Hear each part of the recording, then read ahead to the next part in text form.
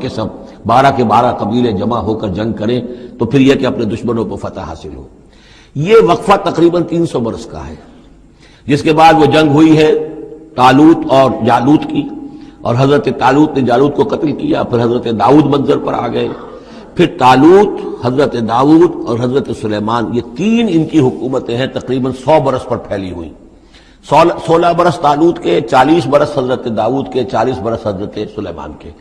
یہ گویا کہ ان کی خلافت راشدہ ہے، جیسے ہمارے یہاں حضرت ابوبکر کا دور مختصر ہے، پھر حضرت عمر، پھر حضرت عثمان رضی اللہ تعالی عنہم، یہ مل کر جو ہمارے ہاں بنتے ہیں 24 برس 3 خلافتوں کے، ان کے ہاں یہ 100 برس کا عرصہ ہے۔ لیکن حضرت عثمان کے بعد آپ کو معلوم ہے کہ تقسیم ہو گئی تھی مملکت، اس لیے کہ حضرت علی رضی اللہ تعالی عنہ کی خلافت کو حضرت امیر معاویہ نے تسلیم نہیں کیا، تو شام اور مصر کے علاقے علیحدہ رہے۔ بالکل اسی طرح ہوا وہاں پر بھی کہ حضرت سلیمان کے بعد ان کے 2 بیٹوں میں جو مملکت تقسیم ہو گئی، ایک شمالی مملکت تھی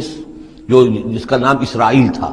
اور سامریہ اس کا دارالخلافہ تھا، ایک جنوبی تھی یہودا اور وہ اس کا جو ہے یا یروشلم اس کا دارالخلافہ۔ تو اس طریقے سے 2 ملک یہ بن گئے۔ یہ زمانہ ان کا ابھی عروج کا بہرحال ہے، کچھ کئی 100 برس ان کے عروج کے گزرے، پھر ان میں خرابیاں آئیں، پھر ان کے اندر شرک، مشرکانہ اوہام آ گئے، دنیا پرستی آ گئی، شریعت کا مذاق بنانا ہو گیا معاملہ، تو پھر ان پر زوال آیا۔ پہلا زوال جو آیا،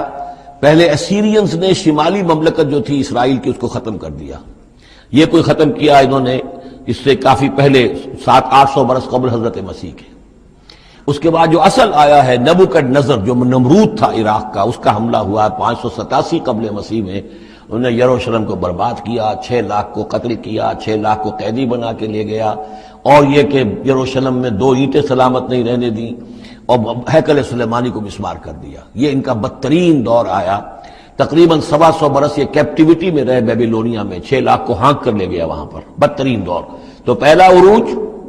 اس کا جو کلائمیکس تھا وہ طالوت اور داؤد اور سلیمان کا دور حکومت، اور پہلا زوال جس کا یہ یوں سمجھیے کہ سب سے نیچے کی پوزیشن یہ ہے جو کیپٹیوٹی کا دور ہے ان کا۔